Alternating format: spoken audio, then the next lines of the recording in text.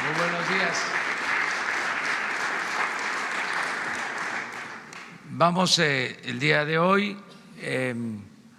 a utilizar este tiempo, este espacio de la conferencia para llevar a cabo un acto relacionado con la CEPAL, que tiene que ver con la política de desarrollo social que se aplica en nuestro país y en otros países de América Latina, del Caribe, y nos da mucho gusto tener a personalidades que van a ser presentadas ahora, tener representantes de estos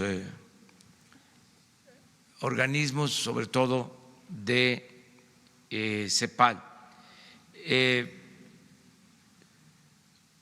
Pedirles que luego de terminada la conferencia, la ceremonia, este acto, podamos con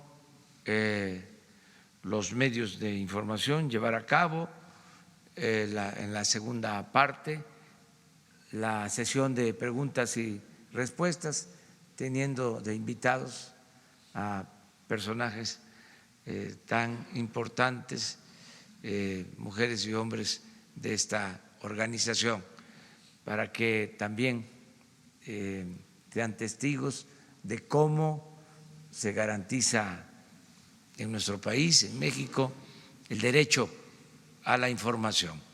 Entonces, comenzamos. Yo tomo mi lugar. Tiene la palabra la doctora Alicia Bárcena, secretaria ejecutiva de la Comisión Económica para América Latina y el Caribe de la Organización de las Naciones Unidas. Muy buenos días a todos, a todas, señor presidente Andrés Manuel López Obrador, secretaria María Luisa Albores, querida Marina Arismendi, Luis Felipe López Calva, señor Marcelo Ebrard, canciller, ministras, ministros, altas autoridades, representantes del cuerpo diplomático, querido Antonio Molpeceres, representante residente del Sistema de Naciones Unidas, colegas de Naciones Unidas, amigas y amigos, amigas todos. Nos reunimos hoy en este edificio centenario, que es pieza enorme de la historia de este país y de la patria que compartimos. Estas paredes monumentales han sido testigos de casi 500 años de trayecto a través de a veces luminoso, a veces trágico, de este pueblo generoso y cálido, mi pueblo. Gracias, señor presidente, por abrirnos las puertas. Esta historia viva de México, porque en este majestuoso Palacio Nacional nos damos cita para compartir entre 28 naciones de América Latina y el Caribe que vienen a escuchar la voluntad transformadora de este tiempo mexicano y la nueva relevancia que México está dando a la política de bienestar, con programas integrales que convierten a las personas en sujetos de derecho, que son participativos, integrales, progresivos, que alcanzan a 23 millones de personas, como nos dijo ayer nuestra querida secretaria. Agradezco a su pueblo, al Gobierno de México, por el trabajo vertido por esta secretaría y su equipo en la organización de esta tercera conferencia regional de desarrollo social que hacemos en conjunto con el PNUD, que aquí nos acompaña. México toma la presidencia, señor presidente, por 2 años más, y yo quiero agradecerle a Marina Arismendi porque hizo 2 años de un gran liderazgo el Uruguay bajo la coordinación de Marina. Quiero extender nuestra gratitud a todas las delegaciones que viajaron largamente y quiero en verdad reconocer sobre todo a las del Caribe porque les cuesta mucho llegar en medio de tanto huracán, esa es la verdad. Digo, no es por nada, ¿verdad? 28 países han dicho hoy presente, una muestra emocionante de la pertinencia y voluntad colectiva por acelerar el paso hacia el logro del bienestar social universal y igualitario. Porque hay una urgencia. Hay urgencia de sacar a 184 millones de latinoamericanos y caribeños de la pobreza y de la desigualdad. Y todos los que estamos aquí estamos buscando, señor presidente, una nueva generación de políticas sociales que sea más transversal, que sea más universal, que sea garante de derechos y que además se funde en un principio que compartimos y que le hemos escuchado a usted varias veces: por el bien de todos, primero los pobres. Amigos y amigas, México cambió con voluntad humanista que empeña creatividad, búsquedas originales y que no se limita a repetir y que se atreve porque entiende que la pobreza y la desigualdad no es un problema de aritmética, porque por el bien de todos, primero los pobres, tenemos que reconocer la dura realidad de nuestra región, porque en nuestra región la pobreza tiene cara de niño, tiene cara de mujer, de joven, de pueblo indígena, de trabajadores. Entonces, por el bien de todos, primero ellos.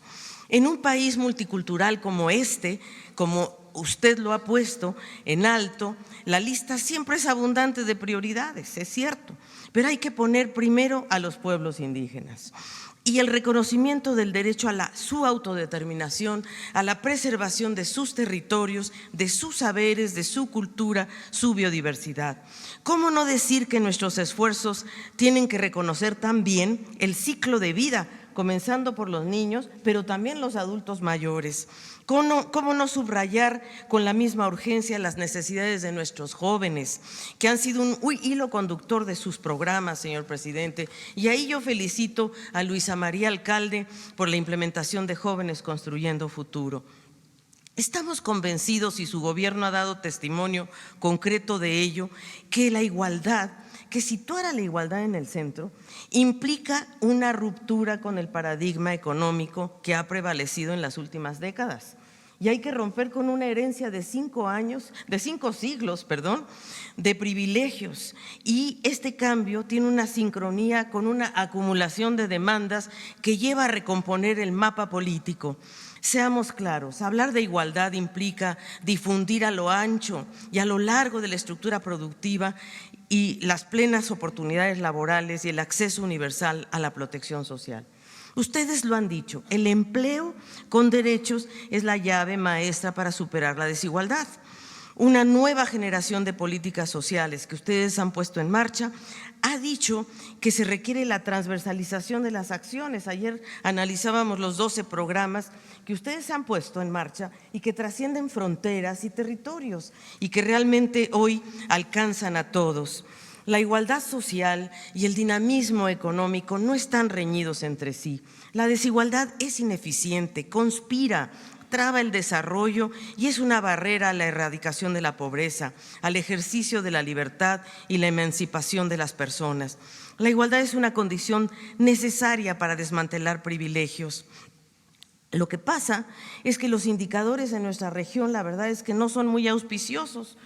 Se logró disminuir la desigualdad y la pobreza entre 2002 y 2015 a un ritmo muy importante, gracias a políticas laborales y sociales progresistas, ¿verdad, Marina? Y Brasil así lo demuestra también. Y sin embargo, desde el 2015 esto se detuvo, esto se estancó. Y por lo tanto, hoy en el 2017 estamos ante el 30% de las personas en situación de pobreza y 10% en pobreza extrema. O sea, 62 millones de personas en pobreza extrema. Esa es nuestra tarea por delante. Amigos y amigas, el que ha caminado los pueblos conoce la huella social del modelo neoliberal en términos de vulneración de derechos, persistencia de pobreza y desigualdad. Por eso es tan importante acercar las acciones al territorio e invertir en mujeres, en jóvenes, en pueblos indígenas, sin abandonar, por cierto, a las personas con discapacidad ni a los adultos mayores. Pero por otra parte, también es necesario y se vuelve más evidente, porque nuestros pueblos lo entienden muy bien, los necesarios vínculos entre las políticas ambientales y las sociales. La evidencia es contundente. Basta observar la ocurrencia de desastres y el cambio climático que ha ocurrido en los países del Caribe, Bahamas, prácticamente destruido recientemente. Por eso decimos con convicción, el Caribe primero. Son nuestros hermanos menores y los que más apoyo necesitan en la región. Presidente, sé que la dimensión ambiental y ecológica no le es ajena. Valoramos que en ella se encuentra el impulso que ha dado usted a programas como Sembrando Vida. Lo vemos como un corredor forestal urgente para proteger el trópico, para proteger a nuestras selvas y regenerar esa fantástica diversidad del sureste mexicano. Programas que ahora están alcanzando a Centroamérica también. Y por cierto, actuar sobre la huella social y ambiental demanda un fortalecimiento del multilateralismo. Y esto, señor presidente, lo dijo el propio canciller la semana pasada en Nueva York, un multilateralismo eficaz, como el que estamos tratando de aplicar gracias a usted y a los países de Centroamérica en el Plan de Desarrollo Integral para Salvador, Guatemala, Honduras y México, con la convicción de que la consolidación de sociedades más justas, igualitarias y sostenibles es un imperativo para que la migración sea una opción y no una obligación. Pero necesitamos cambiar la conversación.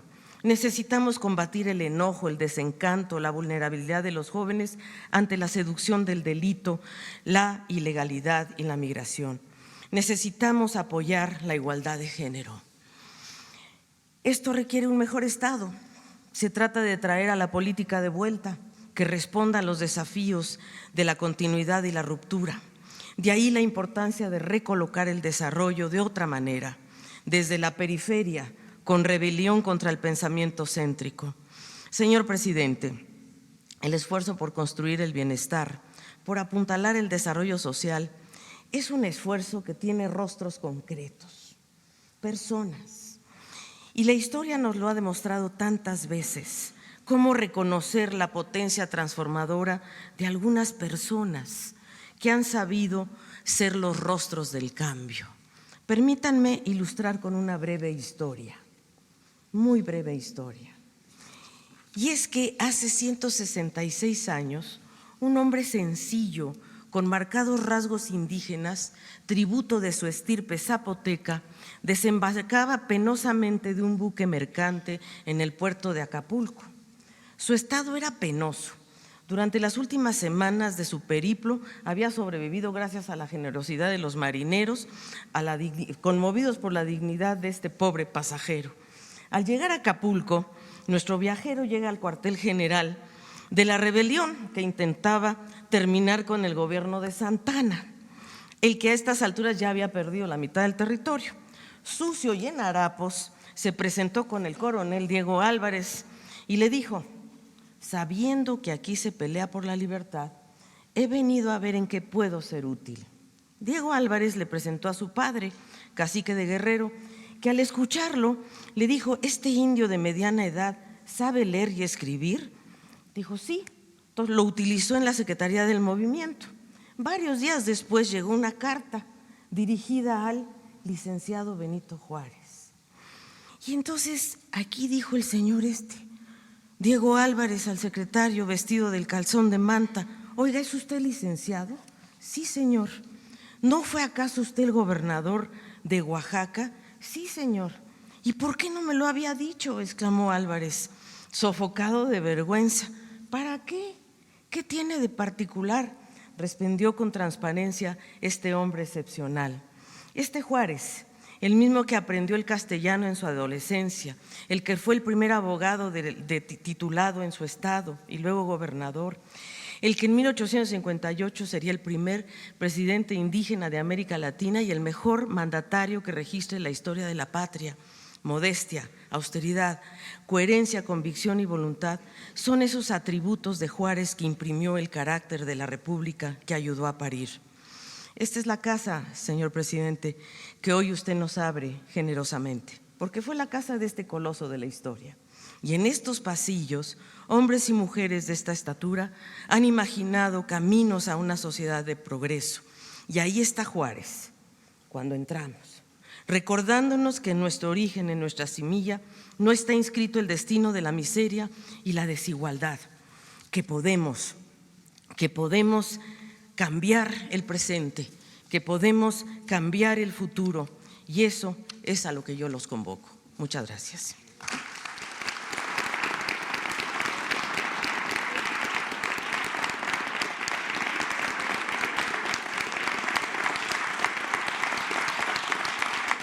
A continuación, Toma la palabra la ingeniera María Luisa Albores González, secretaria de Bienestar y nueva presidenta de la Conferencia Regional sobre Desarrollo Social de América Latina y el Caribe. Buenos días. Con su permiso, señor presidente, licenciado Andrés Manuel López Obrador. Sé que a algunos nos preguntaban que si era el horario correcto a las 7 de la mañana. Decirles que tenemos un presidente que desde las 5:30 de la mañana está listo para empezar su día. Entonces, eso se debe que el día de hoy estemos acá reunidas y reunidos, con su permiso. Señora Alicia Bárcenas Ibarra, secretaria ejecutiva de la Comisión Económica para América Latina y el Caribe, CEPAL.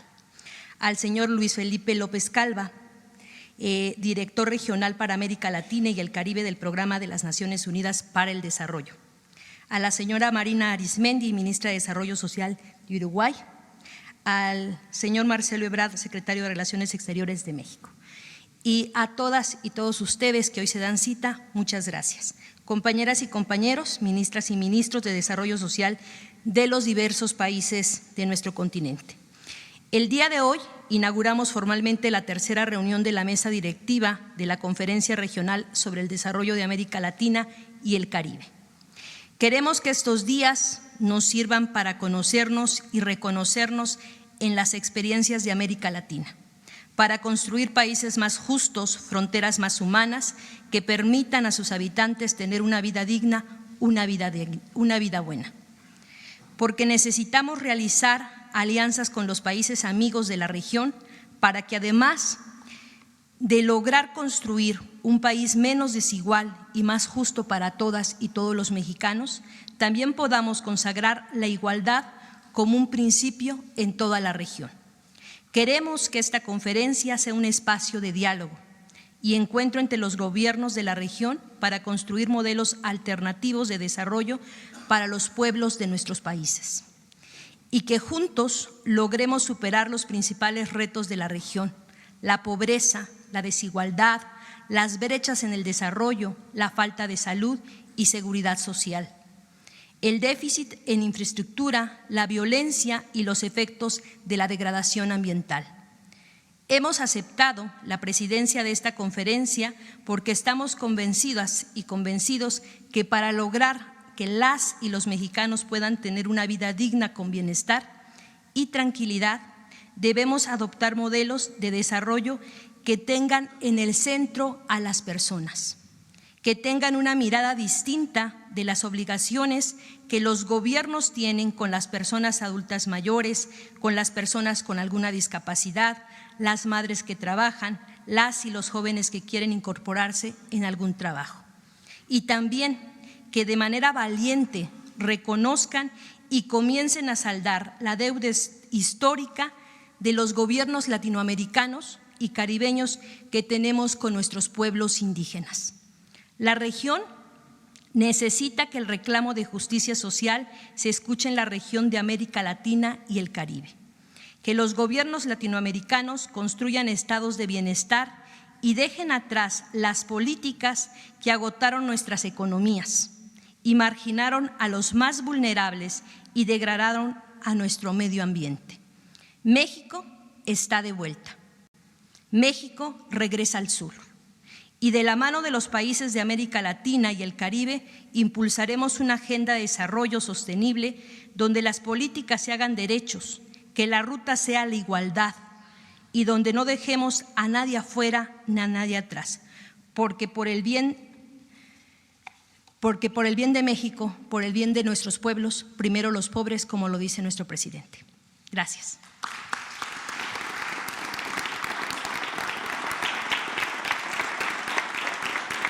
Ahora, escuchemos a la señora Mariana Arismendi Dubinsky, ministra de Desarrollo Rural de la República Oriental del Uruguay.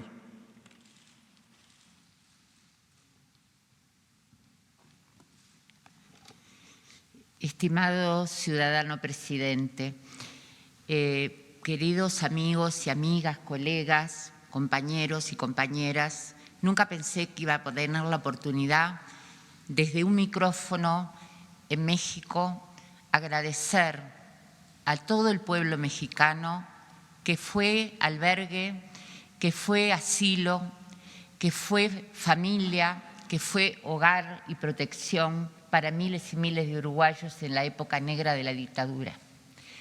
México, desde su embajada en aquel momento, con un inolvidable embajador que tuvo el coraje de abrir las puertas de la embajada para todos los que eran perseguidos por defender la libertad, por defender la democracia y la justicia social. Y luego el país recogió y acogió, como decíamos, a miles y miles de nuestros compatriotas. Muchos están hoy todavía aquí con su doble corazón, su doble nacionalidad. Muchas gracias. Por lo tanto, es un honor muy grande tener la posibilidad en esta instancia de partir del momento en el cual nosotros, durante 2 años, Uruguay estuvo presidiendo la Conferencia de Desarrollo Social, instancia importantísima dentro de la CEPAL, esa CEPAL que para nosotros también tiene una huella histórica, porque muchos y muchas de nuestros hoy destacados economistas y otros que ya no están, les decíamos los cepalinos, fueron muchos de los que trazaron en su momento ideas transformadoras, nuevas propuestas, que también hoy son compañeros de ruta, son compañeras que trabajan junto con nosotros. Por lo tanto, el pasar de la presidencia a México es un doble honor y es un compromiso. Es el compromiso de todo el apoyo, estimada María Luisa. Es el compromiso de que todo aquello que hemos podido acumular en experiencia está a disposición. Que todo lo que pudimos hacer bien y todo lo que pudimos hacer mal, por lo menos para que humildemente no cometan los mismos errores que nosotros. Cometerán otros quizá.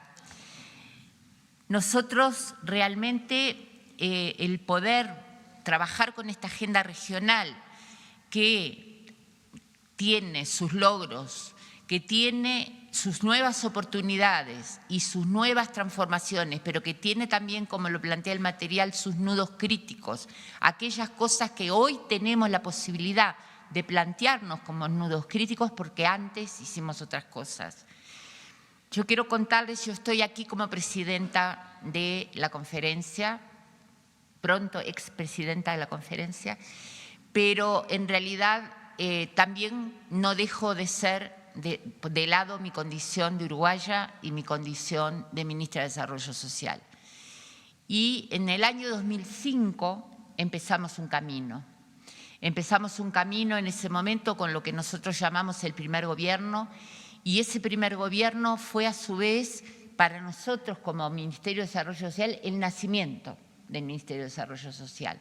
Fue parte de la transformación del Estado, de ese Estado y de ese gobierno que necesitaba cambiar la mirada, necesitaba cambiar el objeto y el sujeto de sus acciones, y para eso nace el Ministerio de Desarrollo Social. Pero nace en un conjunto de transformaciones profundas.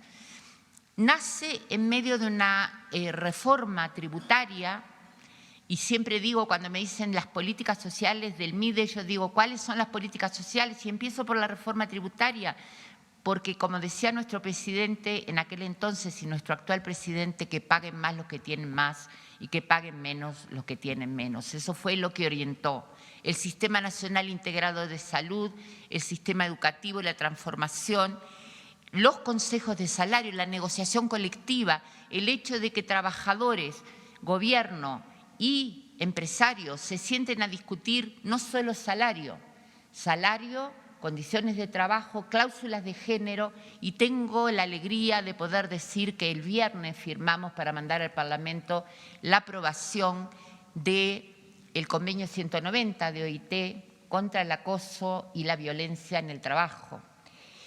Lamentablemente, y tenemos que decirlo porque es parte de los vientos viejos, que están viniendo a la región, los empresarios no firmaron. Fue por una abrumadora mayoría que en la OIT se votó el convenio 190, pero los empresarios uruguayos llamados a la tripartita como manda la OIT, se reunieron los sindicatos, la Central Única de Trabajadores, el gobierno y los empresarios, firmaron los trabajadores y el Gobierno el convenio contra el acoso y las violencias en el mundo del trabajo, que es de una maravillosa precisión, diría yo, es realmente un avance enorme en esta concepción de que nadie quede atrás. Por otro lado, podemos decir que así como en el 2005, cuando nace el MIDES, teníamos, como tienen ustedes hoy México, el desafío, teníamos 1 de cada 3 uruguayos bajo la línea de pobreza y teníamos 4% de indigencia, ambos medidos por ingresos, cosa que sabemos hoy, porque hoy no medimos así, sabemos que si hay una discapacidad, que si hay una persona mayor, que hay un niñito o una niñita de primera infancia, que hay una cantidad innumerable de problemas que hacen a que no solo por ingresos tenemos que medir la exclusión social. Pero de ese 4% de indigencia, de ese 1 cada 3, hoy decimos, tenemos un dígito, estamos en 8, y tenemos algo que quizá estadísticamente, acá hay grandes economistas y gente que sabe, yo soy maestra de escuela, un 0.1 parece que no es nada, que es un más menos de error. Ahora ese 0.1 tiene nombre, tiene rostro, es niña, es niño, es mujer, como decía Alicia, como decía María Luisa, son personas, son familias y por lo tanto seguimos trabajando para terminar también con esto. Pero como pudimos y se puede pasar de esa concepción que CEPAL también lo define de una manera estupenda, de la cultura de privilegio, aquella que nos decía que la torta tenía que crecer y que cuando creciera las migajas que cayeran al borde del mantel, a lo mejor algún pobre podría atraparlo, porque en el fondo era eso lo que nos decían, el poder resolver un plato de comida por lo menos una vez por día para cada uno y cada una de los uruguayos y las uruguayas, es la transformación que hicimos en este tiempo. Y porque pusimos el plato de comida sobre la mesa, hoy podemos plantearnos medidas mucho más transformadoras como puede ser el Sistema Nacional Integrado de Cuidados. Lo planteamos no porque esté de moda, lo planteamos no porque hayamos reconocido, que es excelente reconocer que el trabajo no remunerado de las mujeres y la incapacidad de las mujeres para el mundo del trabajo, del estudio, tienen que ver con el cuidado. Sin embargo, pudimos llegar a esto luego de 3 periodos de gobierno porque en el primero pusimos el plato de comida. Si no, no hubiéramos podido. Y se puede transformar. Lo decimos con humildad, señor ciudadano presidente. ¿Por qué? Porque somos un pequeño país. Cuando escuchábamos las exposiciones excelentes ayer, claro, somos 3 millones de habitantes. En ese sentido, la dimensión de la tarea que ustedes tienen por delante es enorme, es enorme. La geografía es enorme. Nosotros podemos recorrer el punto más lejano del país en un día. Pero lo que queremos decir es que cuando hay una decisión política, cuando hay convicción, cuando hay compromiso con la justicia social, se puede transformar de fondo. Y va a haber muchos que no van a estar contentos. Eso es verdad. Por lo tanto, nos ponemos a disposición, ponemos nuestras capacidades, nuestra cooperación, las investigaciones que hemos ido haciendo, porque pueden ser parte de una investigación comparada con los demás países que integramos la conferencia, y seguiremos peleando por esto que CEPAL define también cuando dice universalismo sensible a las diferencias. Nuestro lema como MIDES, que atravesó todos estos años, es todos los derechos para todas las personas. Pero yo quiero decir, Alicia traía a Benito Juárez. Y no es por casualidad que yo anoche pensando decía, ¿qué puedo decir al final? ¿Qué mejor que las palabras de nuestro prócer, José Artigas, de los libertadores, del que soñó una patria para todas las familias, para todas las personas, del que murió en el exilio abandonado por la derrota. La derrota, como decía él mismo, de los malos extranjeros y peores americanos. Y Artigas decía que los más infelices sean los más privilegiados. Por eso estamos acá y por eso estamos a las órdenes. Muchas gracias.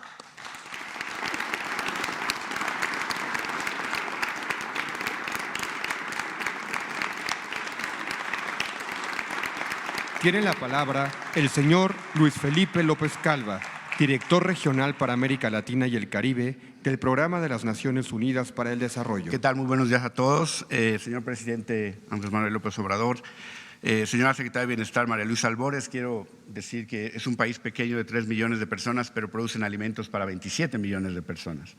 Realmente son un país grande en muchos sentidos. Señor secretario de Relaciones Exteriores Marcelo Ebrard, secretaria María Luisa Albores y querida Alicia y muchos colegas, veo muchos rostros conocidos. Es un gran honor estar hoy aquí como como director del Programa de Naciones Unidas para el Desarrollo, presentando esta conferencia regional sobre desarrollo social en América Latina y el Caribe, que empezó hace ya más de 10 años y desde 2015 es que lo estamos haciendo en conjunto con la CEPAL, y es un espacio realmente para compartir y debatir experiencias entre todos los países para poder hacer mejor política pública. Mucho ha pasado en estos 10 años desde que se inició el foro. Un logro muy importante fue la firma de la Agenda 2030 en el año 2015. Más de 190 países firmaron esta agenda y esta agenda es una manifestación y de alguna manera una consolidación de esta lógica de, como decía la ministra, todos los derechos para todas las personas. Ha sido una época también, una década de mucho progreso. Hemos reducido la pobreza en la región, alrededor de 30 millones de personas salieron de la pobreza durante esta época, pero como bien dijo Alicia, esta tendencia se detuvo y de hecho se revirtió a partir del año 2015. Entonces estamos también aquí hoy para entender qué es lo que está detrás de ese deterioro reciente. El crecimiento en la región ha sido insuficiente y ha sido muy volátil. La región, además, hay que decirlo, es la región más violenta del mundo. Tenemos tasas de homicidio muy altas en la región y las desigualdades territoriales también siguen siendo un reto muy grande y un foco de inestabilidad. Entonces, hay muchos retos y realmente en este contexto es que tenemos que hacer que el crecimiento económico sea más incluyente y también que podamos ser más resilientes a los choques externos. En el Caribe, cada vez que hay un choque, un evento climático extremo, los países pierden alrededor del 17% de su Producto Interno Bruto. Entonces tenemos que tratar de reducir esa exposición a los riesgos. Entonces, para avanzar en esta agenda y en lo que llamamos la pavimentación de esta carretera de más productividad, más inclusión y más resiliencia, necesitamos aprender todos unos de otros. Veo, por ejemplo, aquí a Gabriela Agosto, gran amiga, mucho que aprender también de lo que se ha hecho en Argentina. Entonces, realmente este es un espacio de intercambio, un espacio que con la CEPAL, el PNUD ha conformado para intercambiar experiencias, para tratar de aprender unos de otros y tratar de enfrentar los retos colectivamente. Muchas gracias, señor presidente, por esta oportunidad.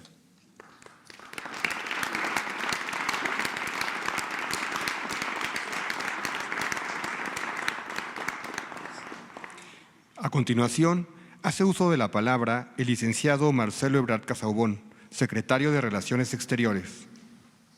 Con su permiso, señor presidente, muy distinguidos integrantes el día de hoy de nuestro presidium, a todas y a todos muy distinguidos invitados.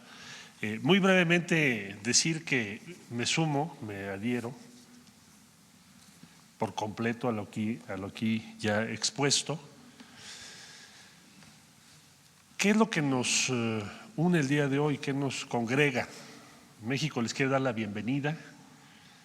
México, como ha propuesto el presidente López Obrador, está viendo al sur. Quiere ser parte activa, resuelta, comprometida de las causas de América Latina y el Caribe. Recién, la semana pasada, tuvimos el honor de que nos hayan encomendado a partir de enero del 2020 la presidencia pro tempore de la Comunidad de Estados Latinoamericanos y Caribeños. Y nos congrega el día de hoy, además de eso, que es muy relevante para México, y por eso estamos muy complacidos de recibirles, nos congrega la voluntad de avanzar hacia la igualdad de nuestras sociedades, de poner en el centro de nuestras reflexiones y ocupaciones la igualdad. Y como aquí ya se dijo, de rebelarnos contra lo que hemos venido escuchando hace muchos años, que no se puede, que es muy difícil, que es peligroso, que se puede retrasar el desarrollo si se toman medidas de carácter social, si aumentan los salarios va a haber inflación, que lo que hay que hacer es esperar, que después de que haya largos periodos de crecimiento tal vez se pueda aspirar a tener una sociedad más igualitaria. Incluso en algunos ámbitos, con ese predominio del pensamiento conservador durante muchos años, se dejó de hablar de igualdad. Casi era una palabra proscrita, porque no tenía sentido, se decía, era inalcanzable. Entonces lo primero que hay que hacer cuando se quiere combatir algo es hacerlo inalcanzable, para persuadir y convencer de que no es posible. Entonces el día de hoy les damos la más cordial bienvenida a México, a que es el Palacio Nacional, como aquí ya se explicó, y se quiere manifestar con esto, ya lo hará el propio presidente de la República, quién mejor que él para hacerlo, se quiere manifestar que estamos en una rebelión, estamos en un planteamiento en el que la igualdad es el centro de nuestras ocupaciones y preocupaciones. Y para culminar diría, estaba escuchando la muy interesante intervención de Marina. Sí, Uruguay es un país que tiene una población pequeña, pero demostró algo que tiene un gran impacto, que es: se puede crecer y se debe crecer distribuyendo. Lo que demostró Uruguay, porque le ha ido muy bien en su economía, es que lo que nos dijeron durante 30 años es falso. Por eso es muy relevante. Es uno de los países a los que mejor les ha ido en América Latina, y si lo comparamos con México, les fue muchísimo mejor en crecimiento económico. ¿Por qué? Por lo que aquí ya se dijo, porque se puso la igualdad en el centro de la estrategia de desarrollo. Y esa idea es la que nos permite decir, pues sí, estamos pensando distinto, y para muestra un botón, Uruguay ya lo demostró, y aquí está toda América Latina y el Caribe porque queremos también hacerlo. Muchas gracias por estar aquí y bienvenidas, bienvenidos.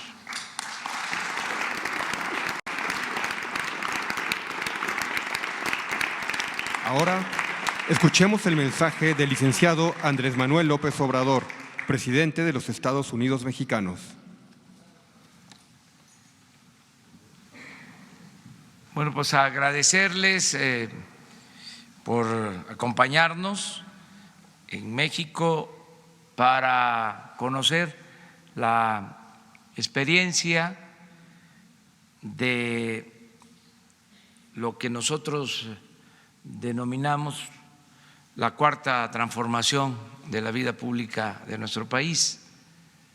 De manera así muy breve, para tener los antecedentes, les comento que han habido 3 grandes transformaciones en la historia de nuestro país. El movimiento de independencia nacional, que fue toda una transformación, no solo porque se logró la independencia de México después de 3 siglos de dominación colonial, sino porque se inició la lucha por la justicia. Miguel Hidalgo, el padre de nuestra patria, fue el primero en proclamar la abolición de la esclavitud. Y otro cura rebelde, extraordinario, José María Morelos, también independentista, dictó un documento que es como una constitución de política social, un documento que se conoce como los sentimientos de la nación, y de manera muy sencilla nos invitó a llevar a cabo cambios en favor de la igualdad. Él cuando dictó estos sentimientos, le dijo a quien estaba escribiendo, un abogado ilustre, Andrés Quintana Roo, le decía: usted, licenciado, que es un hombre de letras, ponga ahí, fíjense la sencillez y la profundidad, ponga de que se modere la indigencia y la opulencia. Ponga, licenciado, usted que escribe bien, que se eleve el salario del peón.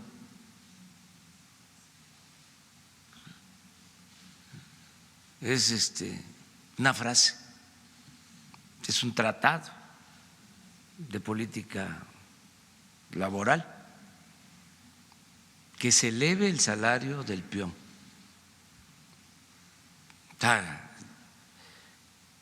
difícil que un economista, un politólogo, un sociólogo, un filósofo pueda acuñar así, en una frase, todo lo que significa la justicia en lo laboral.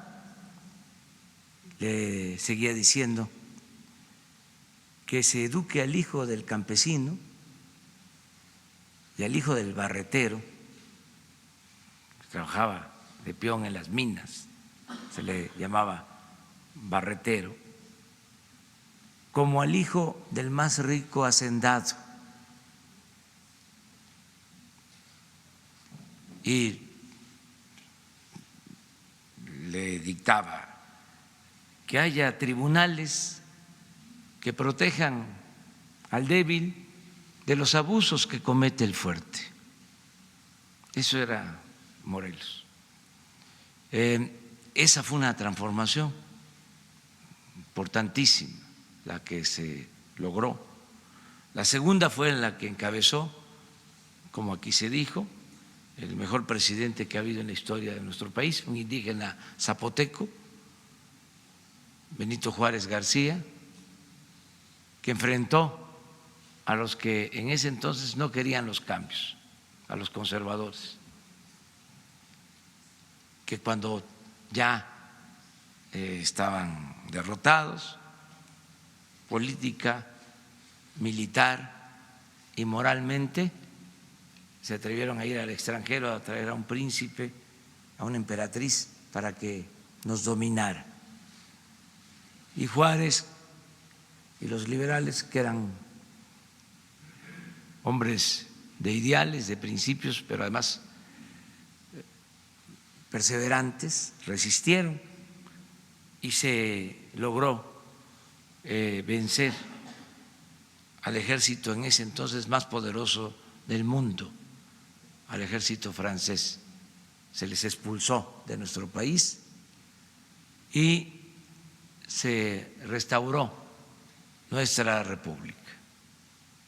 La tercera transformación fue la revolución de 1910, la primera revolución social del mundo, con dirigentes extraordinarios como el apóstol de la democracia, Francisco I. Madero, y como dirigentes sociales como los hermanos Flores Magón, precursores de la revolución, como el dirigente campesino leal Emiliano Zapata y el dirigente de el norte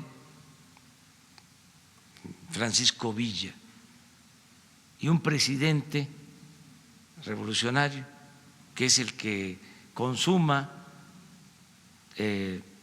todas las demandas, es el que lleva a la práctica lo que había llevado al pueblo de México a la lucha armada, el que le entrega la tierra a los campesinos, el que mejora las condiciones de los trabajadores, el que impulsa la educación pública y el que rescata el petróleo que Porfirio Díaz un dictador que se mantuvo 34 años en la presidencia, le había entregado a extranjeros. El general Lázaro Cárdenas expropia el petróleo en 1938. Entonces, 3 transformaciones y nosotros estamos llevando a cabo la 4ª transformación de la vida pública del país. Tenemos la dicha enorme, algo que es como una bendición, de que se presentaron las circunstancias para llevar a cabo esta transformación sin violencia, de manera pacífica.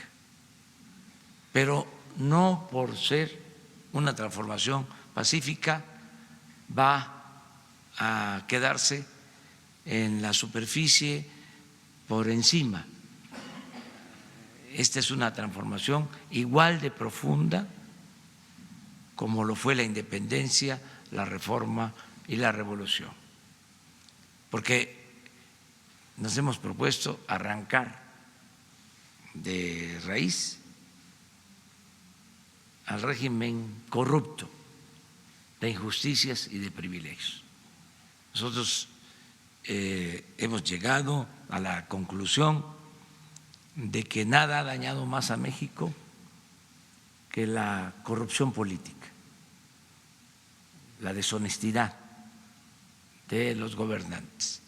Cuando se estudia ciencia social, por lo general, en América Latina, en el Caribe, en el mundo, se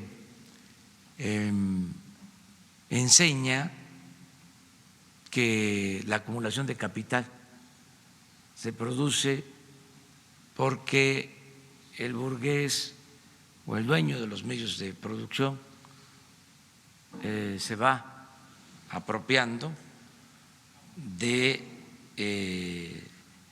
una plusvalía que se genera por la explotación a los trabajadores, a los proletarios, y que así se va acumulando el capital. Y esto es lo que lleva a la desigualdad y a la pobreza y al sometimiento y a la opresión. Bueno, eso para el caso de México, cuando menos, no aplica del todo. Aquí el fenómeno de acumulación de capital en unas cuantas manos se produjo al amparo del poder público, del poder político y mediante la corrupción. Aquí, sobre todo en el último periodo, en el periodo que nosotros llamamos de neoporfirismo o neoliberalismo, se llevó a cabo el saqueo más grande que se haya registrado en la historia de México. En eso consistió la llamada política neoliberal, en esencia, en trasladar los bienes del pueblo de México y de la nación a particulares. Y eso produjo una desigualdad económica y social como nunca se había visto. Lo que decía Morelos hace 200 años, de que se moderara la indigencia y la opulencia, lo que recomendaba, se les olvidó, y en este periodo se ahondó, se profundizó la desigualdad económica y social. Cuando empezó esta política a aplicarse, la revista Forbes, que registra a quienes poseen más dinero en el mundo, publica listas de los hombres más ricos del mundo. 1988, cuando se intensifica la política neoliberal en México, había en esa lista de los hombres más ricos del mundo solo una familia mexicana. Empiezan a entregar los bienes del pueblo y de la nación, bancos, empresas, todo la piñata, y al final de ese gobierno, en el 94, ya hay 22 multimillonarios en la lista de los más ricos del mundo. En el 88, una familia, repito, con 2,000 millones de dólares. En el 94, 22 con 48,000 millones de dólares en 6 años. Y ya México está en esa revista en el 4º lugar en el mundo en multimillonarios, solo superado por Estados Unidos, por Japón y Alemania. Y al mismo tiempo, con cifras oficiales del Banco Mundial y del Fondo Monetario Internacional, que impulsaron mucho esta política, se amplía la brecha entre ricos y pobres en el país. Es el periodo de más desigualdad en la historia de México. Por eso he bautizado al que era presidente en ese entonces como el padre de la desigualdad moderna. Ya no queremos esa política. Ya estamos en el periodo post-neoliberal, post-neoporfirista. Hemos dicho basta a la política neoliberal. Y estamos llevando a la práctica una política nueva, porque también, como aquí se mencionó, después de todos los sofismas, de toda la retacería de enunciados que impusieron como parapeto para saquear a México y a otros países, después de todo esto, se pensaba de que era como un destino manifiesto el tener que aplicar la política neoliberal, que no había de otra. Yo recuerdo que estábamos en la oposición y siempre nos decían, sí, está muy bien el diagnóstico, pero ¿y los cómo? Era parte del discurso del conservadurismo, de la réplica conservadora. Pues ahora estamos llevando a la práctica los cómo en México y van a tener ustedes oportunidad de conocer lo que se está llevando a cabo. Es sencilla la fórmula, muy importante para nuestro país.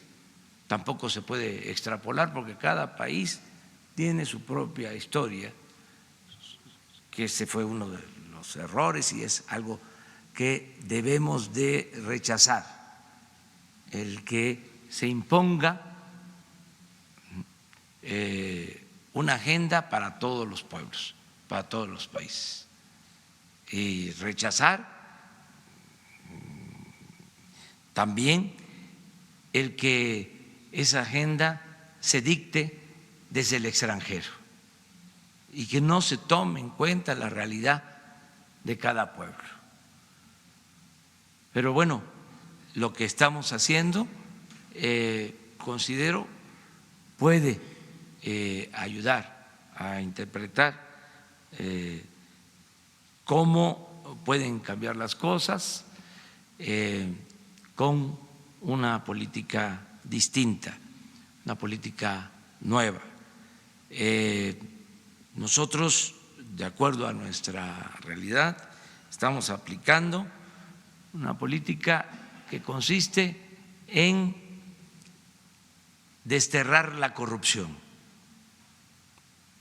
Si me preguntan cuál es el plan, cuál es la esencia, dígalo en una frase, qué es lo que se proponen, acabar con la corrupción. Y ya le podemos poner el añadido, y con la impunidad. Y le sumamos hacer un gobierno austero, que también esto hay que analizarlo y no malinterpretarlo, porque para el neoliberalismo la austeridad es una cosa distinta a lo que nosotros entendemos por austeridad. Nosotros aplicamos la austeridad juarista. El presidente Juárez decía que el funcionario, el servidor público, tenía que aprender a vivir en la justa medianía, que no podía haber gobierno rico con pueblo pobre. La austeridad para nosotros es que no le cueste tanto el gobierno al pueblo,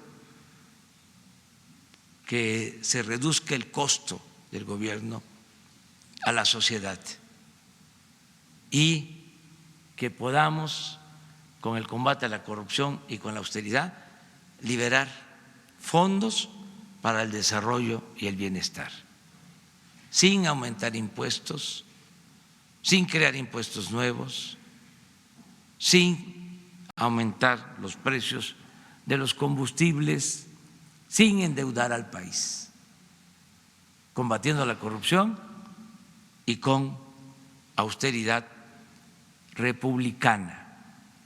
Ese es, en esencia, el modelo, y todo lo que se libera para el desarrollo de nuestro pueblo, atendiendo a todos, escuchando a todos, respetando a todos, pero dándole preferencia a los humildes, porque como aquí se ha dicho, por el bien de todos, primero los pobres. Ese en esencia es el nuevo modelo, como decían muy pomposamente los tecnócratas neoliberales, corruptos. Ese es el nuevo paradigma. Ya no es la misma política pública, ya es completamente algo nuevo lo que estamos llevando a cabo y nos llena de orgullo. Y no solo es el discurso, lo teórico, lo conceptual. Estamos destinando como nunca recursos, presupuesto para el bienestar del pueblo. Ya seguramente ustedes saben que todos los adultos mayores del país, 8 millones, tienen una pensión. Es universal el apoyo. Todas las niñas, niños pobres con discapacidad reciben una pensión. Estamos otorgando 10 millones de becas a estudiantes. Solo este programa significa una inversión que no gasto de 60,000 millones de pesos. El programa Jóvenes Construyendo el Futuro significa que ahora, a 10 meses del gobierno, estén trabajando como aprendices 900,000 jóvenes, que antes solo se les etiquetaba, se les llamaba de manera despectiva ninis, que ni estudian ni trabajan. Ahora se les está atendiendo, nunca más se les va a dar la espalda a los jóvenes, y estos 900,000 jóvenes están capacitándose en talleres, en empresas, están recibiendo 3,600 pesos mensuales, formándose, porque lo que queremos es que todos los jóvenes tengan garantizado el derecho al estudio y el derecho al trabajo, para alejarlos de la tentación que no sean enganchados por la delincuencia. Y María Luisa les va a hablar seguramente de un programa extraordinario que se llama Sembrando Vida. Este año estamos sembrando 500,000 hectáreas y se le está dando trabajo a 200,000 campesinos. No es empleo temporal, es permanente, para que cultiven, para que siembren sus parcelas, sean comuneros, ejidatarios o pequeños propietarios. Y el año próximo van a ser otras 500,000 hectáreas, 400,000 empleos, porque hemos llegado también a la conclusión de que el campo es la fábrica más importante del país. Tenemos que regresar al campo, que se abandonó. Por eso creció tanto la migración. En el campo de México tenemos muchos recursos naturales, suelos, agua, bosques. Tenemos una experiencia milenaria en el trabajo de la tierra y tenemos mucha cultura en el campo, una forma de vida sana, una gran reserva de valores culturales, morales, espirituales. Entonces, por eso la importancia del campo, muy contrario a lo que hicieron los neoliberales, que de manera sencilla, más que nada simple, superficial, irresponsable, decretaron de que no había que producir en México lo que consumimos, porque en un mundo globalizado se podía comprar en el extranjero lo que se necesitara y se abandonó por completo el campo. Y eso produjo problemas sociales, desintegración en las familias, bueno, el fenómeno migratorio, esta contradicción, paradoja de que estamos ahora recibiendo apoyo de los migrantes mexicanos, de nuestros paisanos, que son como nuestros héroes vivientes, porque nos envían,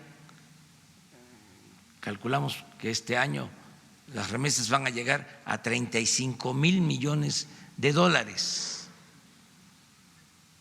Es la fuente de ingresos más importante del país. Pero al mismo tiempo, ese fenómeno migratorio nos produjo mucha descomposición social. Y entre otras causas, esto fue lo que nos alentó mucho la inseguridad y la violencia en el país. Entonces, no queremos ya seguir con ese modelo. En la época del neoliberalismo se decía que había que capacitar a los campesinos para que se fueran de jardineros, o como iba a crecer mucho la población adulta en Estados Unidos, que se prepararan para que fuesen a atender a los adultos mayores en Estados Unidos. Nosotros no queremos eso. Nosotros queremos que el mexicano pueda trabajar y pueda ser feliz donde nació, donde están sus familiares, donde están sus costumbres, donde están sus culturas. Y lo vamos a lograr. Y como aquí se dijo, la migración va a ser opcional, no forzada. El que se quiera ir, que se vaya por gusto, no por necesidad. Por eso estamos regresando al campo, impulsando actividades productivas.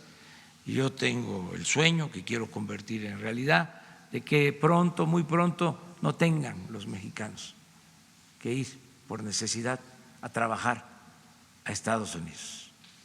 que todos puedan trabajar, tener buenos ingresos y bienestar en el país, en nuestra patria. Nos da mucho gusto contar con la presencia de ustedes en este encuentro. Van a estar varios días.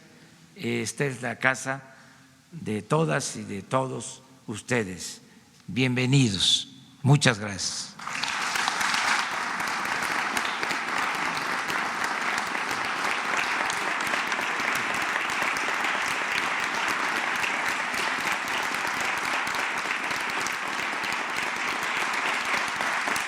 A continuación, el licenciado Andrés Manuel López Obrador, presidente de los Estados Unidos mexicanos, realizará la declaración de inauguración de la tercera reunión de la Conferencia Regional sobre Desarrollo Social de América Latina y el Caribe y el 11º Foro Ministerial para el Desarrollo en América Latina y el Caribe del PNUD. Nos ponemos de pie, de favor. Siendo las 8 horas del día 1 de octubre de 2019, doy por inaugurada la reunión de la Mesa Directiva de la Conferencia Regional sobre Desarrollo Social de América Latina y el Caribe. Deseo de todo corazón que este encuentro se transforme, se convierta en justicia y en igualdad para nuestros pueblos. Gracias.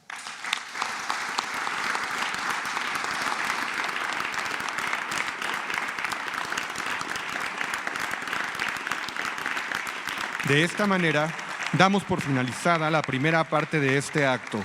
Los invitamos a permanecer en sus lugares para continuar con la conferencia de prensa. Buenos días.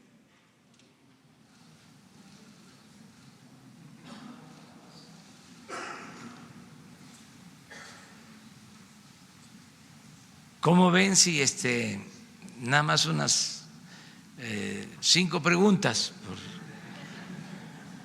Y mañana damos. Ayer fueron como hora y media, nos pasamos. Entonces ahora 5 preguntas. Sí. Gracias, presidente, señores ministros. Arturo Páramo, Grupo Imagen. Presidente, 2 preguntas. Publicamos hoy entrevistas con los aspirantes a dirigir la Universidad Nacional Autónoma de México. Están en el proceso de renovación de la rectoría. Ellos señalan que se debe mantener el examen de ingreso a la universidad, algo que usted ha comentado que debería de eliminarse de las universidades públicas. Me gustaría saber su opinión al respecto. Ellos obviamente tienen su postura cada uno de cómo asumirían la rectoría, pero coinciden en que se debe de mantener este filtro del examen de ingreso a la universidad. Otra pregunta, presidente. Hoy también publicamos que, de acuerdo con el índice que maneja el INEGI acerca de la gente que se siente insegura y también de corrupción, México sigue siendo un país muy corrupto y el primer contacto que tiene la población con la autoridad es la policía. Y sigue habiendo la percepción de que las policías son extremadamente corruptas, sobre todo las policías estatales. Si nos pudiera también hacer un comentario acerca de para cuándo podríamos tener ya una percepción distinta de la población hacia las policías, que es el primer contacto que tiene con el Estado. Bueno, acerca de lo primero, lo ideal es que todos los que quieran ingresar a la universidad puedan hacerlo y que se supriman los exámenes de admisión, que se garantice el derecho a la educación. La educación no es un privilegio, es un derecho del pueblo. Y en el periodo neoliberal, precisamente, se utilizó como pretexto el que los jóvenes no pasaban el examen de admisión y se les rechazaba. Eso fue una constante. Y no es cierto, fue una mentira. No es que no pasaran el examen de admisión, es que no había espacios, porque no había presupuesto en las universidades, porque el propósito era poner la educación al mercado, como si fuese una mercancía, privatizar la educación. ¿Qué sucedió? Pues que se dejó de invertir en educación pública, se hacían los exámenes hasta en la UNAM, si solicitaban su ingreso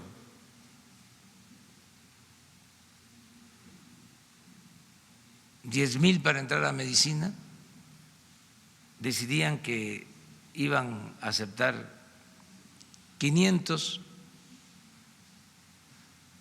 entonces aplicaban un examen con 120 preguntas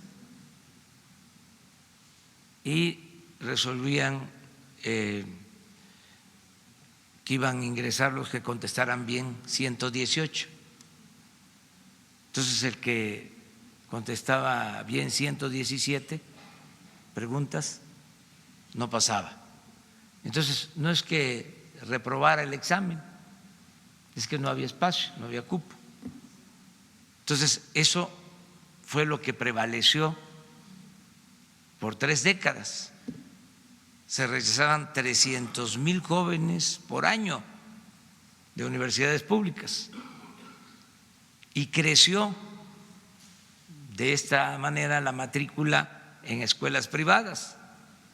Pero llegó también un momento en que dejó de crecer la matrícula porque por muy poco que se pague de colegiatura en una escuela privada, la mayoría de los mexicanos no tiene para pagar colegiatura. Es decir, los padres no tienen para pagar la colegiatura de sus hijos. El salario de un trabajador promedio es de 4, 5 mil pesos y una colegiatura, por muy barata, son 3,000 pesos mensuales. Entonces se excluye a los jóvenes y no pueden estudiar. Y esto afecta a los que tienen menos ingresos. Hace poco, precisamente, el rector de la UNAM me visitó, me trajo una tabla sobre el nivel económico de los estudiantes de la UNAM, que son como 250,000 estudiantes,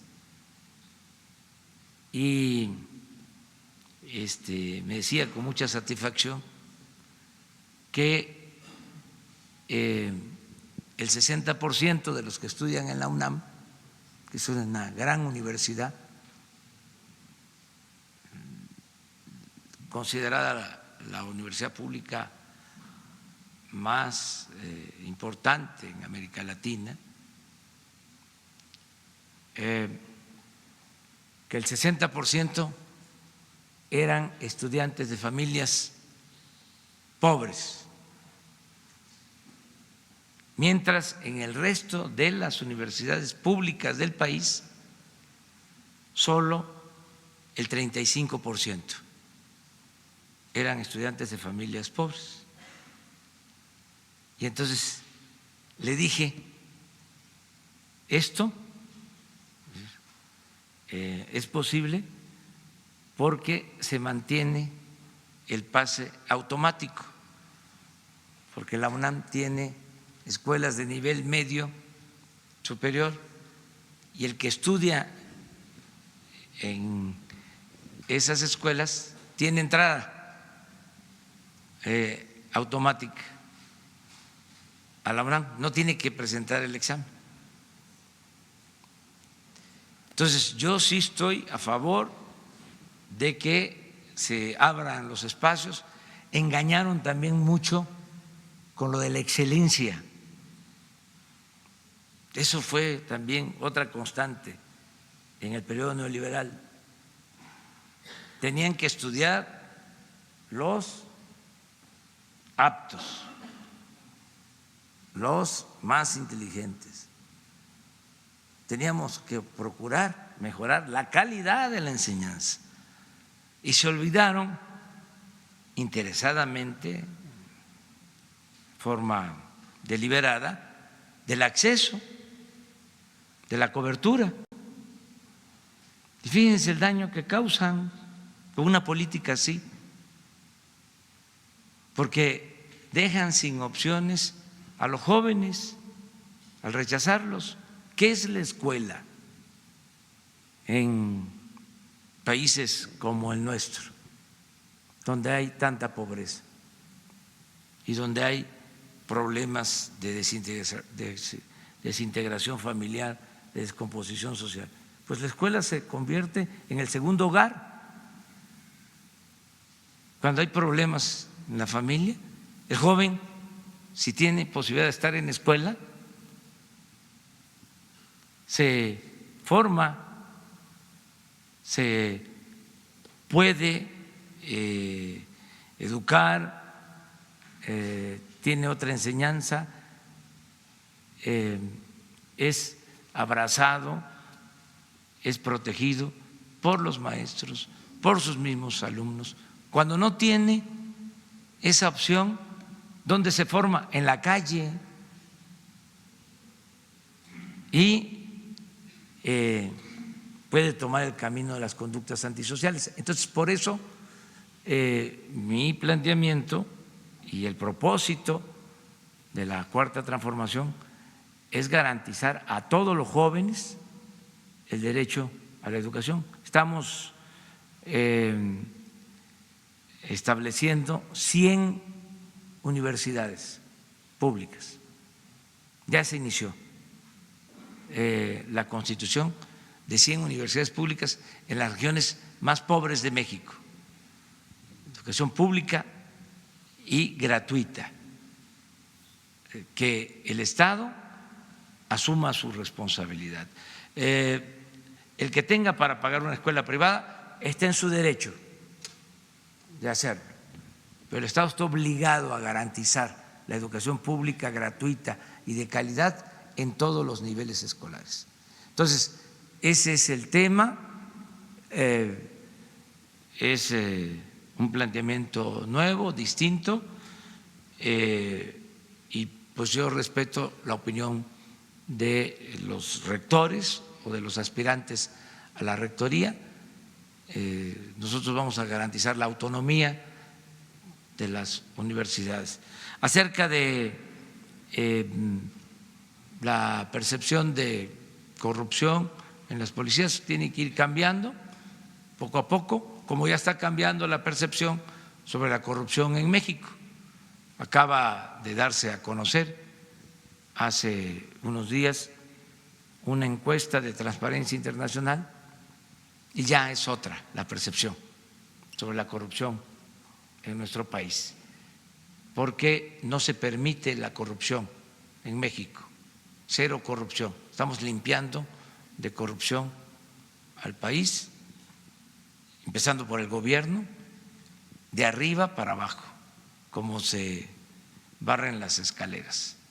Entonces, esto va a ir poco a poco aplicándose en todo el gobierno, ¿sí?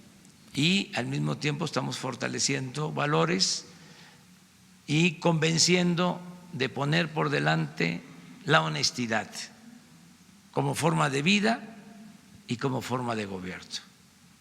Es un proceso. No solo es buscar el bienestar material, sino buscar también el bienestar del alma. Una precisión nada más, presidente. Si hay un examen de ingreso a la UNAM, es al bachillerato, y ya quien aprueba el bachillerato ingresa a la escuela superior. ¿Usted estaría planteando entonces eliminar el examen de ingreso al bachillerato, que es la puerta de entrada a la UNAM. Sería un planteamiento diferente. Yo no estoy por los exámenes de admisión. Yo pienso que todos tienen que tener la oportunidad de estudiar y que incluso si llegan con rezagos, que haya un periodo de actualización, de mejora educativa para que puedan estudiar, pero no rechazar. No estoy por esa política de rechazo. Es 1000 veces mejor tener a un joven estudiando que tenerlos en la calle. Adelante usted. Sí. Soy ministro, secretario privado de Políticas Nacionales de la Presidencia de Nicaragua. Usted tiene una estrategia clara y yo diría genial para lograr la igualdad y aumentar la capacidad productiva del país al mismo tiempo, con énfasis en la juventud basado en valores. Quisiera preguntar acerca de dos grupos históricamente excluidos, los indígenas y las mujeres. Dentro de esta estrategia hay programas para las necesidades específicas particulares de estos dos grupos históricamente excluidos, señor presidente. Sí, mire, todos los programas de bienestar, esto lo van a constatar en el tiempo que estén trabajando, haciendo reflexiones, análisis en las mesas de este Congreso. En todos los programas, lo primero son los pobres. Le pongo un ejemplo. La pensión para personas con discapacidad o capacidades diferentes es en beneficio de 1 millón de personas, es 1 millón de beneficiarios, de 0 a 29 años. Pero en el caso de la población indígena, ¿sí? Es a todos, de todas hasta 64 años. ¿Por qué hasta 64? Porque a partir de 65 ya tienen la pensión de adultos mayores. También ahí hay una diferencia. Para todos es a partir de los 68 años. Para adultos mayores indígenas a partir de los 65. O sea, todo el apoyo va primero a las comunidades indígenas. Otro dato que es importante. Hoy 22 millones de mexicanos están recibiendo un apoyo de manera directa. Esto significa que de cada 10 hogares, en 5 hay cuando menos un apoyo en general. Pero en el caso de comunidades indígenas, hasta ahora, porque llevamos 10 meses, y se están desplegando todas las acciones. De cada 10 hogares, 9 están recibiendo un apoyo. En lo general, repito, 5 de cada 10. En lo que tiene que ver con los indígenas, en 9 de cada 10. Y van a ser 10 de 10. Esa es una protección. Lo mismo en el caso de mujeres. En todos los programas participan mujeres. En Sembrando Vida, que es el cultivo de la tierra, ¿qué porcentaje de mujeres hay? De cada 3, una mujer. En la siembra En becas estoy seguro que son más las mujeres.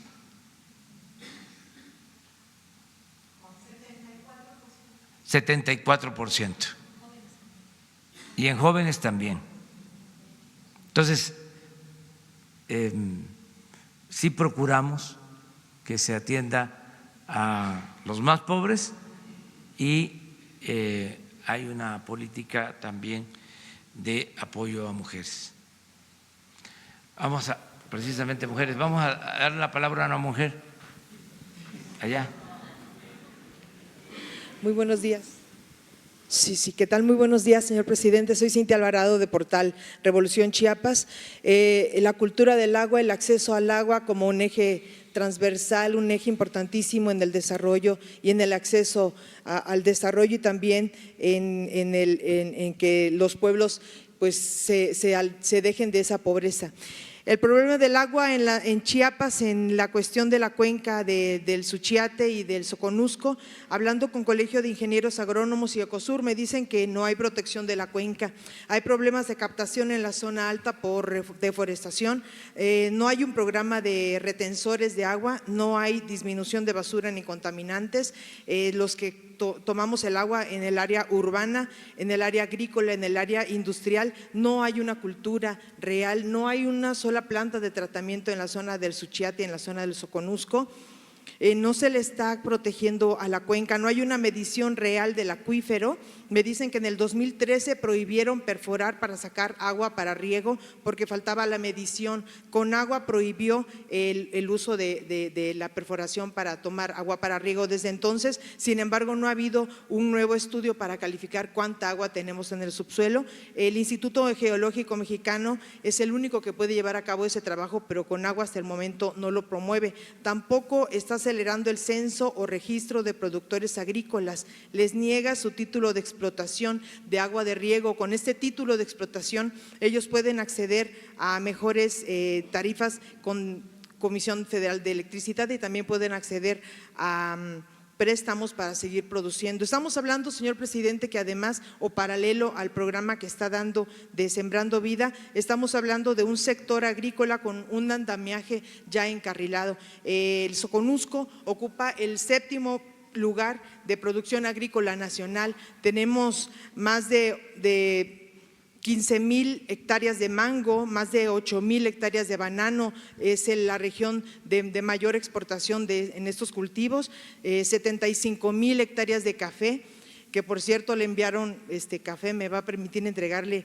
personalmente el café de nuestros productores, rambután, 3,000 hectáreas también, y son los punteros de exportación. Sin embargo, sin agua no se puede. Estos productores, en el país hay 171,000 productores que están fuera del censo, que no tienen su título para poder tener acceso a la explotación del agua. De esta manera se requiere también mayor inversión en esa zona. De la zona alta hay mucha agua, pero no se retiene. La zona industrial y de la ciudad se contamina y todo se tira a los ríos, todo llega a los manglares. En el Suchiate, los manglares, los esteros son primer lugar de los huevecillos de camarón, es donde ahí se produce el camarón. Sin embargo, se necesita desasolvar y esa zona no se ha desasolvado. Se sufrió con el Están un grave asolvamiento con Bárbara. Estos grandes huracanes dejaron asolvados más de 3,000 hectáreas que ya no son productivas porque se necesitan desasolvar. La zona de dragado de Puerto Chiapas también es un asunto muy importante que le hacen un llamado los productores agrícolas, el Colegio de Producción Agrícola en Chiapas, en Tapachula, porque ellos son los que exportan. Somos una zona multimodal, pero se ha dejado a un lado. No se está tomando en cuenta la zona económica especial que se estaba proyectando. Por ahí es donde estamos sacando el banano, el plátano, el mango, el café, y necesitamos muchísimo el apoyo porque somos eminentemente agrícolas y es ahí en donde se tiene el acceso al trabajo, paralelo a las inversiones que se están llevando a cabo para el asunto del desarrollo de los más rezagados. En ese sentido, le pregunto, señor presidente, ¿cómo se va a llevar a cabo el acercamiento. Ellos están buscando por muchos medios en Conagua, pero no han sido escuchados para desatorar esta situación de acceso al agua profunda. Están solicitando que llegue también gente de Relaciones Exteriores, porque tenemos aguas internacionales que compartimos con Guatemala y hay por ahí unas situaciones que se tienen que tratar con Relaciones Exteriores. Ellos solicitan que se reúnan, por favor, los especialistas de Conagua, pero gente que tome decisiones y gente que esté enterada de lo que está pasando, gente que sea sensible a los productores agrícolas, que sí son quienes nos dan trabajo, que son quienes hacen esa área más productiva. Muchísimas gracias. Muy bien. Mira, tomamos en cuenta tu planteamiento y le voy a pedir a la secretaria de Bienestar, a María Luisa Albores, y también a Marcelo Ebrard, que se pongan de acuerdo contigo y se busque una reunión con Conagua para recoger estas peticiones, estos planteamientos y atenderlos. Entonces, ahora mismo se ponen de acuerdo para que se platique. Gracias, señor presidente. Muy bien, y gracias por el café. De corazón. Sí. Una más. A ver, adelante, ya te paraste. Vamos a una gira Gracias, presidente. A Oaxaca, a la costa de Oaxaca, a Miltepec. También es otra información para quienes nos visitan. Ya no hay aviones ni helicópteros para trasladar a los funcionarios públicos. Ya no hay avión presidencial. Ya todo se tiene que hacer en aviones de línea y por tierra. Ya está en venta el avión presidencial, que iba a costar por el financiamiento 7,000 millones de pesos. Un avión que no lo tiene ni Donald Trump. Entonces, y se están vendiendo 73 aviones y helicópteros, porque se había llegado al extremo de utilizar los aviones para ir de compras y los helicópteros para ir a jugar golf. Y todo eso ya se termina. Era lo que decía sobre cómo entendemos nosotros lo de austeridad. Este es un ejemplo. Entonces, como tengo que estar puntual en el aeropuerto porque si no llego. Lo van a dejar. Sí. Gracias, presidente. Muy buenos días. Rodolfo Ortiz, de Grupo 7 Comunicación, del estado de Hidalgo. Traemos una investigación. En el año 2009, en el sexenio de Felipe Calderón, se crean los centros de atención para estudiantes con discapacidad. Estos centros de atención tienen una matrícula aproximada de 24,000 a 25,000 alumnos. Presidente, ¿usted sabía que la Secretaría de Educación Pública ordenó en estos planteles que se llevara a cabo un recorte masivo de su personal docente? Esto estaría afectando a un aproximado de 24,000 alumnos. En el último año del sexenio de Enrique Peña Nieto, en el presupuesto les dieron el 0.012% de lo que recibía educación pública, una miseria. 2019 se recorta todavía la mitad, el 0.0048%.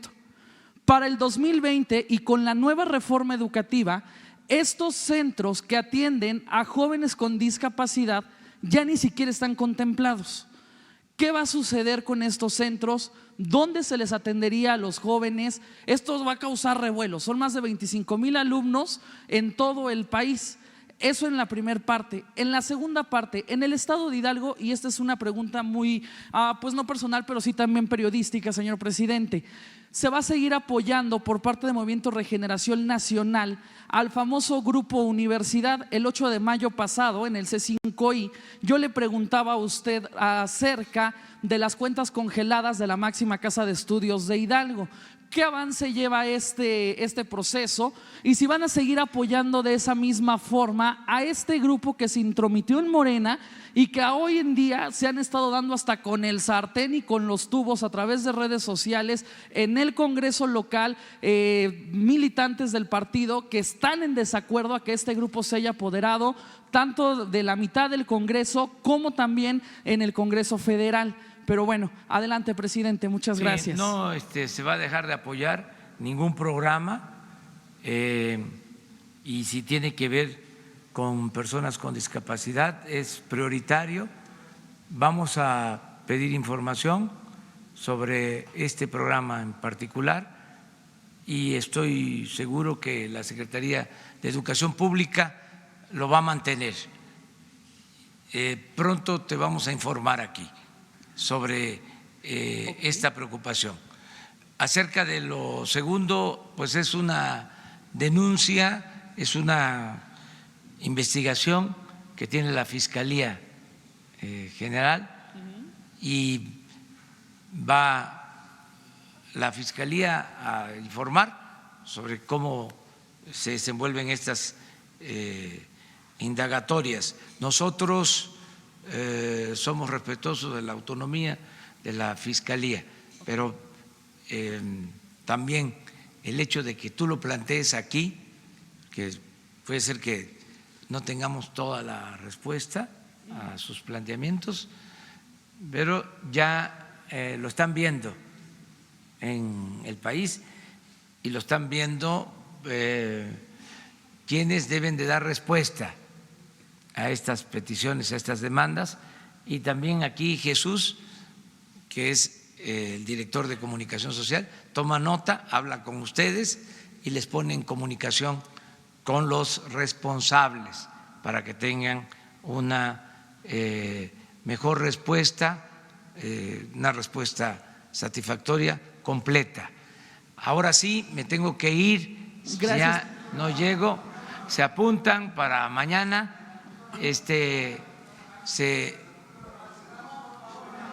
Bueno, ¿tienen algunas preguntas sobre el tema? ¿Sí? ¿Sí, sobre el tema? Bueno, hacemos… Gracias, presidente. Les propongo algo, un receso, me tengo que ir yo, pero Alicia, que es extraordinaria, de primera como directora de CEPAL, va a contestarle todas las preguntas y le pido pues también a Marcelo, ¿sí?, y a María Luisa que si se quedan, bueno, a todos, y yo me paso a retirar. Muchas gracias.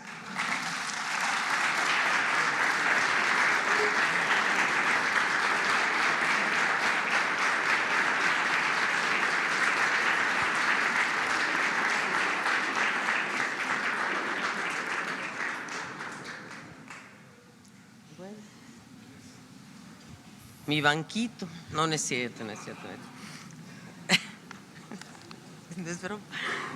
Pues ahora sí a la orden, ¿cómo no? Ahí viene mi banquito, ahí viene mi banquito. Muchas gracias, muchas gracias. Y ya soy de la casa, yo también, bueno, ya me traen banquito y todo. Sí, adelante. Muy buenos días, secretaria ejecutiva Alicia Bárcenas Ibarra, de la Comisión Económica para América Latina y el Caribe y organismo dependiente de la ONU. Mi pregunta es si la CEPAL respalda la política social y económica del gobierno del presidente Andrés Manuel López Obrador, y si es así, ¿por qué lo respalda? Y si tendría algún consejo para esta administración, y si considera usted que los pueblos pobres deben volverse el motor central del desarrollo de los países. Muchas gracias por su pregunta. La CEPAL viene trabajando desde el 2010 en el tema de la igualdad. Nosotros postulamos que llegó la hora de la igualdad y postulamos también que es necesario igualar para crecer y crecer para igualar. Nosotros creemos que el gobierno de México está poniendo en práctica precisamente este postulado de igualar para crecer. Esto es dotar de mayores recursos, de mayores ingresos a las poblaciones más pobres y con ello estimular el consumo. El consumo es una de las variables más importantes del crecimiento y por lo tanto el ponerse un consumo mucho más dinámico, sobre todo de las familias pobres, esto lo hizo en cierta medida alguna parte de la región que combinó incremento del salario mínimo, que es otra de las políticas que se han llevado a cabo por fin en México, después de casi 3 décadas donde el salario mínimo se mantuvo estancado y es el salario mínimo todavía hoy el más bajo de toda América Latina y el Caribe, a pesar de los aumentos que se le hicieron en el presente gobierno. Entonces, desde luego estamos totalmente de acuerdo con la política de incrementar el salario mínimo, de incrementar los ingresos a los pueblos pobres, a los jóvenes. Nos parece fundamental rescatar a la juventud, porque si nosotros que estamos analizando el problema de Centroamérica y México, vemos que quiénes son los que están migrando, son los jóvenes entre 18 y 35 años, fundamentalmente hombres que no encuentran oportunidades laborales y cada vez más mujeres. Entonces, ¿dónde está la clave? En la búsqueda de empleo. En el ámbito económico, y creo que obviamente nosotros sacamos nuestras proyecciones recientemente y vimos que el país va a crecer un 1% aproximadamente este año. La verdad es que evaluamos muy positivamente el estímulo fiscal que se anunció por parte de las autoridades hacendarias, por Arturo Herrera, casi 25,000 millones de dólares, que eso es muy importante para poder redireccionar y aumentar la inversión pública en México, que es otro factor muy importante porque la variable de ajuste en las crisis anteriores siempre ha sido la inversión. Y en este caso se está privilegiando también la inversión y la inversión pública creo que es uno de los motores fundamentales del crecimiento. Así es de que si usted me pregunta en la parte social, empleo, en la parte, por supuesto, los 12 programas que ayer nos hizo favor la secretaria María Luisa Albores, presentó en la Mesa Nacional los 12 programas que se están llevando adelante, no solo por la Secretaría de Bienestar, sino también por las otras secretarías, la de Educación, en las becas a educación básica, a educación superior, en la educación media, Jóvenes Construyendo Futuro, el programa de la Secretaría del Trabajo, Sembrando Vida, que para nosotros ese programa es un programa en el cual pensamos que es fundamental proteger los recursos naturales o vamos a decir, los bosques originarios, ¿verdad? Que ojalá y no haya una deforestación de bosques originarios, sino que en todo caso se potencie la conservación de las selvas que todavía están en pie en México, que son muchas, y que se le dé prioridad. La colega de Chiapas habló de las cabezas de cuenca. Yo creo que es muy importante definitivamente proteger a las cuencas en su parte más alta, la cuenca de Usumacinta. Esa es la zona que quizás debemos cautelar porque aguas abajo va a ser muy, muy importante. Así es de que por todo algunas cosas que CEPAL ha estado analizando y que desde luego apoyamos. Perdón por mi insistencia, la pregunta fue si CEPAL respalda la política social del presidente Andrés Manuel López Obrador. Y disculpe, no me presenté, soy Carlos Pozos de la revista Petróleo y Energía. Y finalmente, secretaria, si tendrá usted una radiografía de la situación socioeconómica de los 8 estados del sur-sureste del país.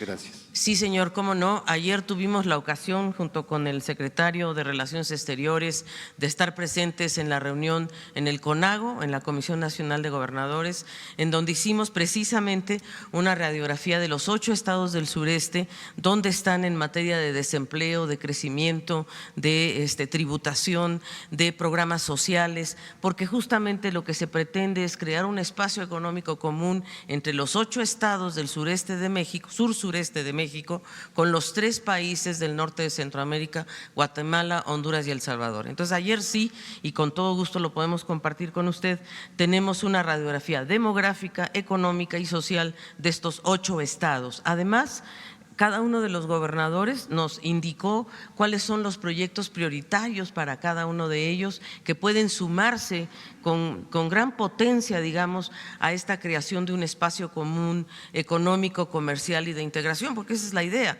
de ver si podemos generar un espacio de desarrollo sostenible entre estos 8 estados y los 3 países, facilitando el comercio, potenciando inversiones y sobre todo los programas sociales. Por esto, este programa de Sembrando Vida, por ejemplo, es un programa que ya se está llevando a cabo en El Salvador y en Honduras, posiblemente pronto en Guatemala. Entonces, la idea es que sea un corredor, o sea, en esta región existía un corredor mesoamericano, bueno, potenciar ese corredor.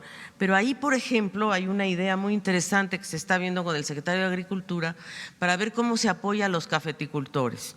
Los cafeticultores de México y de Centroamérica están perdiendo mucho porque el precio del café, bueno, aquí está la colega, ¿no?, está cayendo, cae 30% al año mientras la producción crece. Y no estamos solucionando el problema de los productores, de los pequeños productores del café, a los que no les llega ni siquiera el 10% de la cadena de valor. Entonces, este programa lo que pretende es hablar con la parte más alta de la cadena de valor del café, Illy, Starbucks, estas grandes empresas, para ver cómo puede realmente lograrse una mayor derrama y una mayor participación de los pequeños productores de café, y que la producción de café pueda integrarse a la selva, al uso de las selvas tradicional. Eso lo hacían los mayas usaban las selvas para producir cacao, por ejemplo. ¿Por qué no vamos a poder hacerlo con el café? Son algunos ejemplos, digo, me encantaría, pero sí tenemos esa radiografía y sí apoyamos los programas sociales del gobierno de López Obrador. Muchas gracias.